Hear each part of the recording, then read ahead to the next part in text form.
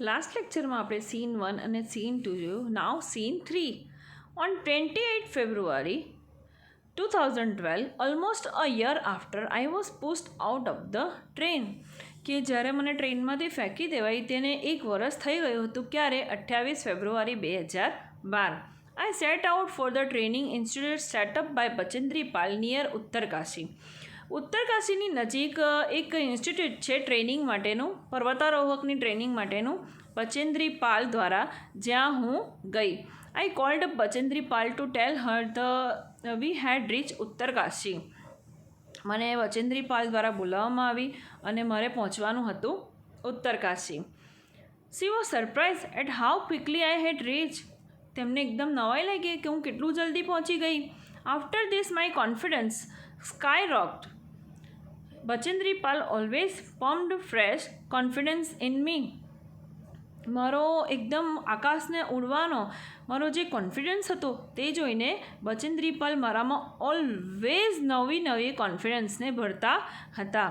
Arunima, you are far better than others. Arunima, તું બધા કરતાં ખૂબ જ અલગ છે. This people seem to be suffering from a handicap, not you.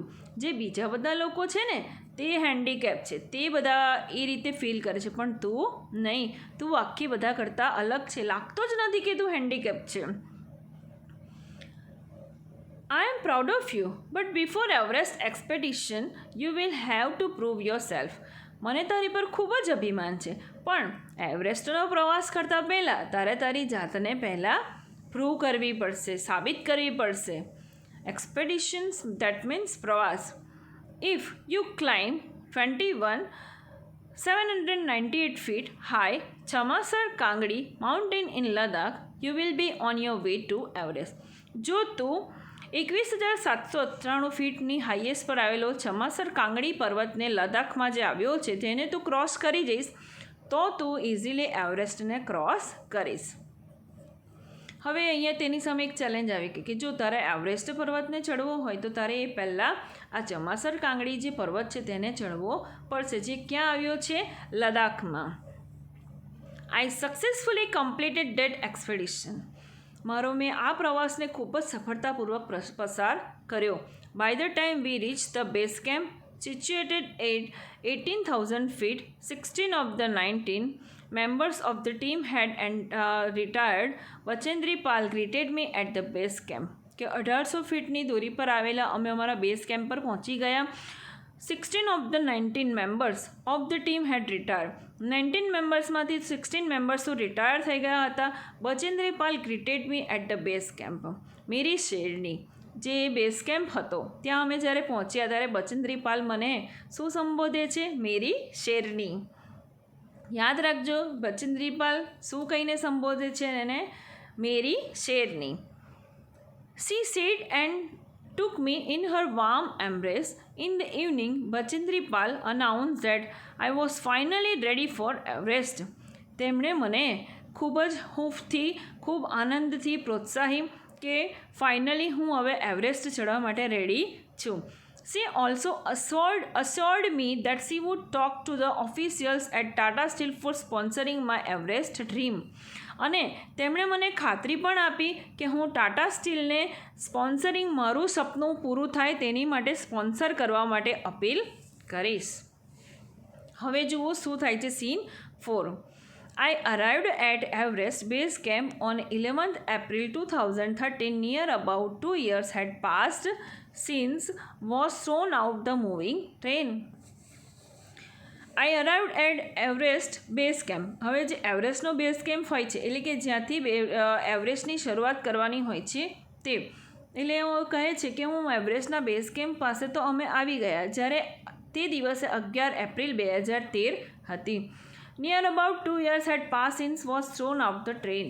મને ટ્રેનમાંથી ફેંકી દેવાઈ હતી તેને લગભગ 2 વર્ષ જેવું થયું હતું. At the camp nobody seemed to know that I had an artificial leg. કેમ્પમાં કોઈને પણ ખબર હતી નહીં કે મારી પાસે કૃત્રિમ પગ છે. One day, while returning, my left leg got wet with snow because I had slipped a couple of times on the slippery surface. એકદમ લીસી સપાટીના કારણે હું 2 વખત પડી ગઈ હતી, એના કારણે મારો ડાબો પગ છે તે ભીનો થઈ ગયો હતો.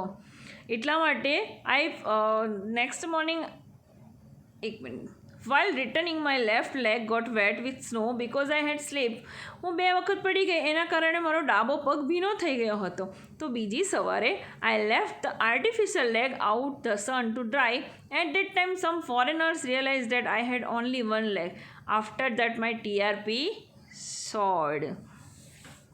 તો બીજા દિવસે મેં શું કર્યું કે મારો જે ડાબો પગ ભીનો થઈ ગયો હતો તેને મેં સુકાવવા માટે મૂક્યો હતો. તો થોડા ઘણા જે ફોરેનર્સ હતા તેમને ખબર પડી કે મારો આ કૃત્રિમ પગ છે અને હું આવા પગ સાથે હું વિકલાંગ છું, છતાં પણ હું આટલી હિંમતથી એવરેસ્ટ ચડું છું. તેના કારણે તેઓ ખૂબ જ ખુશ થઈ ગયા હતા. I head only one leg, મારી પાસે તો કુદરતી એક જ પગ છે. After that my TRP સોર્ડ, SOARED સોર્ડ એટલે કે વધી જવું. ત્યાર પછી મારી ટીઆરપી ખૂબ જ વધી ગઈ. ટીઆરપી એટલે ટેલિવિઝન રેટિંગ પોઈન્ટ, જે રેટિંગ પોઈન્ટ કહીએ છીએ આપણે, બરાબર, કે અમુક પોઈન્ટ્સ મળવા તે એટલે એવું કહે છે કે હા, ત્યાર પછી મારી રિસ્પેક્ટ ખૂબ જ વધી ગઈ. આગળ જુઓ. In my final expeditions to Sagarmatha, head of the sea, the local name for the peak of Everest, કે જે પર્વતનું જે ટોચ હોય છે જેને અહીંયા કહ્યું છે કે સાગરમાથા, કે મારો સાગરના માથા એટલે ટોચ ઉપર આવવાનો મારો હવે ફાઇનલ પ્રવાસ ચાલુ થઈ ગયો. Nimakancha was my mountain guide, જે નીમાકાંચા હતા કે જે મારા પર્વતીય ગાઈડ હતા. He was nice and helpful Nepalese man who use to scold me at times when upset, કે નીમાકાંચા કે જે નેપાળીઝ હતા અને તેઓ મને જ્યારે પણ હું ઉદાસ થતી હતી અથવા તો હિંમત હારી જતી હતી તો તેઓ મને હિંમત આપતા હતા. The last track to the peak of Everest began. હવે એવરેસ્ટ પર પહોંચવા માટેનો લાસ્ટ સ્ટેપ સ્ટાર્ટ થઈ ગયું હતું, લાસ્ટ ટ્રેક ચાલુ થઈ ગયું હતું. It was very dangerous, narrow path, ખૂબ જ ખતરનાક હતું, સાંકડા રસ્તાઓ હતા. I slipped and fell once, even my oxygen was running out. હું પડતી હતી, ઊભી થતી હતી, ઇવન મારું ઓક્સિજન પણ પૂરું થઈ જવા આવ્યું હતું. I was struggling with my paining leg, કે હું મારો એટલો પગ દુખતો હતો છતાં પણ હું એની સાથે એવી મુસીબતથી પણ હું મારો સફરને પસાર કરતી હતી. My Sherpa said I must quit, but I knew that there was no going back. મારા શેરપા એટલે કે મારા જે ગાઈડ તમારી સાથે મને એવું કહેતા હતા કે મારે ક્વિટ કરી દેવું જોઈએ, છોડી દેવું જોઈએ, પણ મેં એવું કર્યું નહીં. But I knew that there was no going back, હવે મારે હું પાછી જઈશ નહીં. I pushed forward to my Sherpa, kept insisting that I should return, કે હું હવે પાછી તો જવા જ નહીં. I have enough oxygen to reach the summit and hoist the country flag. મારી પાસે ખૂબ જ ઓછો ઓક્સિજન હતો અને મારે દેશનો જે ઝંડો હતો તે ફરકાવવાનો હતો. ક્યાં? ઉપર ટોચ પર જઈને. વોટ હેપન્સ આફ્ટરવર્ડ ડઝન્ટ મેટર એનીમોર, પછી જે કંઈ પણ થાય પણ મારે એ કામ કરવાનું જ હતું કે ભલે ગમે તે થાય, ગમે તેટલી મુસીબત આવશે, પણ મારે ઉપર ટોચ પર જઈને મારે દેશનો ઝંડો ફરકાવવાનો હતો. What happens afterward doesn't matter anymore.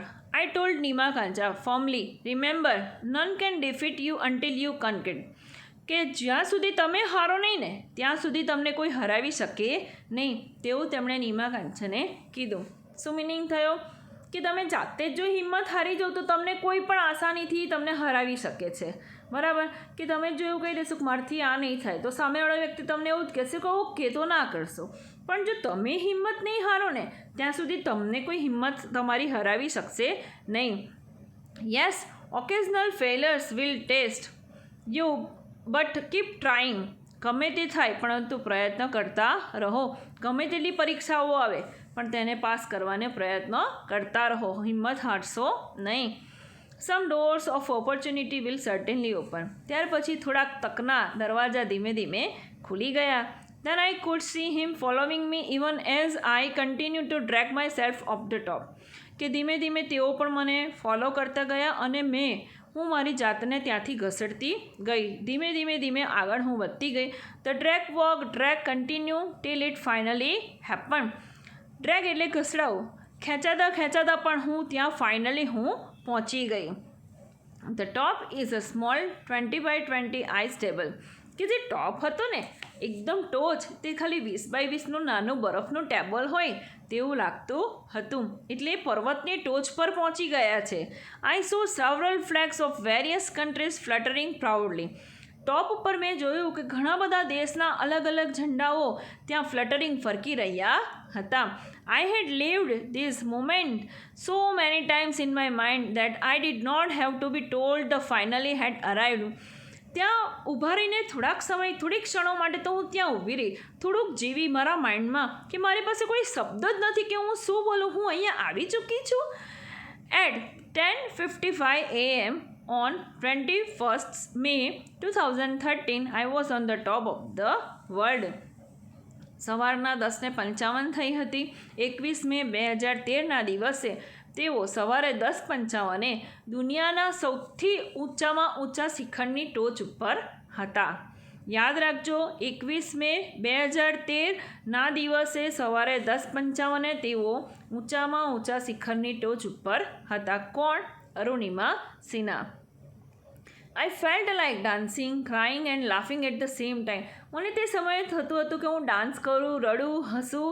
કારણ કે કોઈ પણ વ્યક્તિને જો પોતાનું સપનું પૂરું થઈ ગયું હોય અથવા તો કોઈક પોતાનો ધ્યેય હોય અને જો એ ધ્યેય પર આસાનીથી પહોંચી જશે તો એટલી ખુશી નહીં મળે, પરંતુ જો એટલી બધી મુસીબતોનો સામનો કર્યા પછી ત્યાં પહોંચશે ને તો તેમની ખુશીનો પાર રહેતો નથી.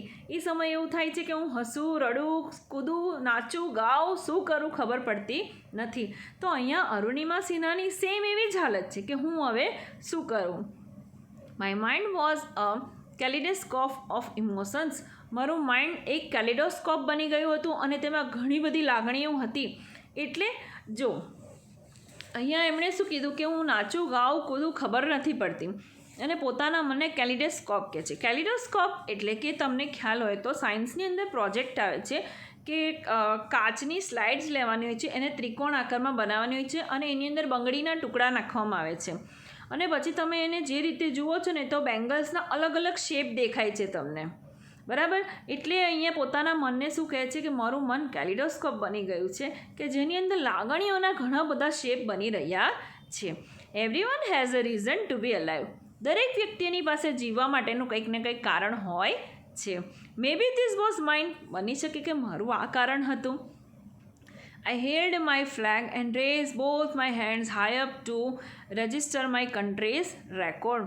મારા બંને હાથની અંદર ફ્લેગ્સ હતા અને તેને હું ઊંચેથી ફરકાવતી હતી અને છેલ્લે ફાઇનલી મેં મારા કન્ટ્રીઝનો રેકોર્ડ રજિસ્ટર કરાવ્યો કે ફાઇનલી હું અપંગ મહિલા પ્રથમ મહિલા બની કે જેણે માઉન્ટ એવરેસ્ટને ક્રોસ કર્યું, માઉન્ટ એવરેસ્ટની ટોપ પર પહોંચી. બરાબર.